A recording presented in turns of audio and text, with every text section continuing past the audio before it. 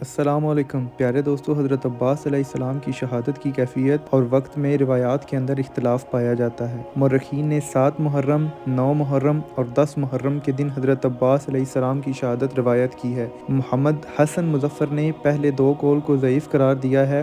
حضرت عباس علیہ السلام قطعی طور پر 10 محرم کو شہید ہوئے ہیں۔ مورخین نے حضرت عباس علیہ السلام کی شہادت کے بارے میں مختلف روایات نقل کی ہیں۔ بعض روایات کے مطابق وہ سارے اصحاب اور بنی ہاشم کے آخری فرد کی شہادت تک میدان کو نہیں گئے تھے اور ان کی شہادت کے بعد خیموں میں پانی لانے کا قصد کیا۔ آپ نے عمر بن سعد کے لشکر پر حملہ کیا اور دریائے فرات تک پہنچ گئے۔ پیارے دوستو، بعض روایات کے مطابق جب حضرت عباس علیہ السلام فرات کے قریب پہنچے تو آپ نے اپنے دونوں ہاتھوں میں پانی لیا اور پیے بغیر دوبارہ پلٹ دیا اور تشنہ لب مشک بھر کر فرات سے باہر آئے۔ واپسی پر دشمن نے آپ پر حملہ کیا اور آپ نے اس کا مقابلہ کیا اور خیموں کی جانب نکلے تو زید بن ورقہ جہنی نے کسی خیمہ کی اوٹ سے آ کر دائیں ہاتھ پر ایک ضرب ماری۔ حضرت عباس علیہ السلام نے تلوار بائیں ہاتھ میں لی اور دشمن سے جنگ جاری رکھی۔ اسی اثنا میں ایک درخت کی اوٹ لگائے ملعون حکیم بن طفیل طاہی نے آپ کے دائیں ہاتھ پر وار کیا اور اس کے بعد عباس علیہ السلام کے سر پر وار کیا اور آپ کو شہید کیا۔